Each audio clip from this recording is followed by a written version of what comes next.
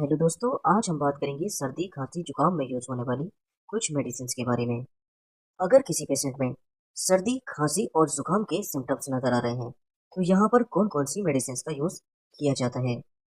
तो इस केस में सिट्रिजिन या लीवोसिट्रिजिन का यूज कर सकते हैं। तो सिट्रिजिन या लीवोसिट्रिजिन एक एंटीहिस्टामिन या एंटी एलर्जिक मेडिसिन होती है।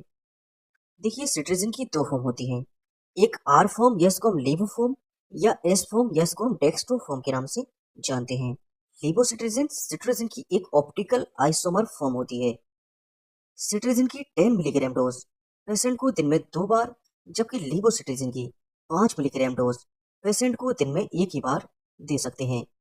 नेक्स्ट मेडिसिन आती है क्लोरफेनिनामाइड मिलेट।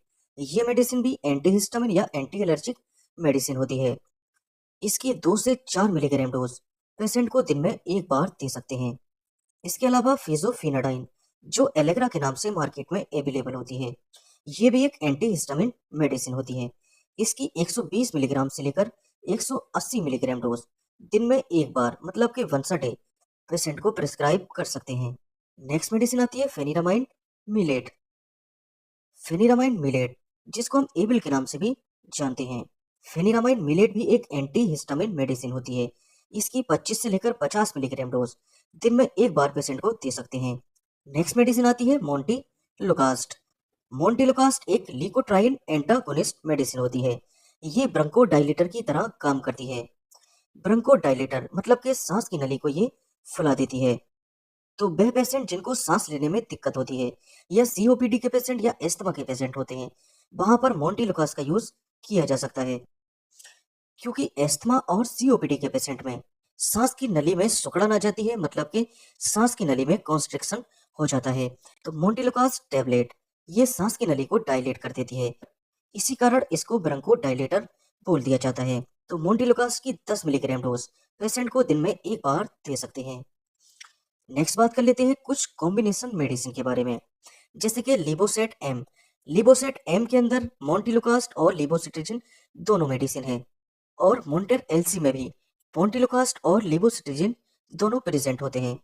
जबकि सीनारेस्ट और चेस्टनकोल्ड और सोल्विनकोल्ड, इनमें एंटी एलर्जिक मेडिसिन के साथ साथ पैरासीटामोल का भी यूज किया जाता है।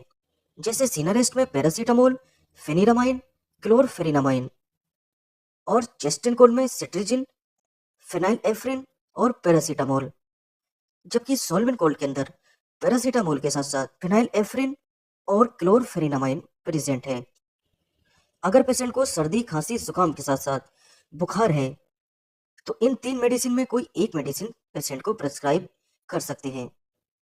तो लिवोसेट एम या मोंटेर एलसी में से कोई एक टेबलेट दिन में एक बार पेशेंट को दे सकते हैं, और सीनारेस्ट, चेस्टन कोल्ड या सोल्वेंट कोल्ड में से कोई एक टेबलेट पेशेंट को दिन में एक बार दे सकते हैं। इसके अलावा बात कर लेते हैं कुछ एडिशनल मेडिसिन के बारे में। अगर पेशेंट को सर्दी खांसी जुकाम या बुखार है तो इसके साथ साथ हम कौन कौन सी मेडिसिन दे सकते हैं। तो यहाँ पर देखिए, कोई एंटीबायोटिक मेडिसिन अगर देनी होती है तो यहाँ पर मॉक्सिकाइंड सीबी 625, इसको पेशेंट को दिन में 2 बार दे सकते हैं। इसके अलावा एजिथ्रोमाइसिन, एजिथ्रोमाइसिन की 500 मिलीग्राम डोज दिन में पेशेंट को एक बार दे सकते हैं। तो मॉक्सिकाइंड सीबी 625 या एजिथ्रोमाइसिन, इन दो में से कोई एक मेडिसिन पेशेंट को प्रेस्क्राइब की जा सकती है, क्योंकि दोनों ही देखिए एंटीबायोटिक्स मेडिसिन है। तो दोनों एंटीबायोटिक्स मेडिसिन में कोई एक चूज करनी होती है। और इनके अलावा कोई स्टेरॉयडल मेडिसिन, तो स्टेरॉयडल मेडिसिन जिनके अंत में सोन या लोन टर्म देखने को मिलता है, जैसे कि डेक्सामेथासोन और प्रेडनिसोलोन। तो प्रेडनिसोलोन या बाइसोलोन और डेक्सामेथासोन, ये दोनों ही मेडिसिन स्टेरॉयडल मेडिसिन है, जहां पर डेक्सामेथासोन की दिन में एक टेबलेट या प्रेडनिसोलोन की 10 मिलीग्राम डोज दिन में एक बार पेशेंट को दे सकते हैं। इनके अलावा कोई खांसी की सिरप भी पेशेंट को दे सकते हैं। खांसी की सिरप जैसे कि वेट कप जैसे कि गीली खांसी, और ड्राई कप मतलब कि सूखी खांसी। देखिए, पेशेंट को गीली खांसी हो तो उसको वेट कप सिरप देनी होती है, और अगर पेशेंट को ड्राई कफ मतलब कि सूखी खांसी है तो उसको सूखी खांसी वाला ही सिरप देना होता है। तो यहाँ पर वेट कप सिरप और ड्राई कप सिरप में से 10-10 ml 2 बार पेशेंट को दिया जा सकता है। Okay, thank you.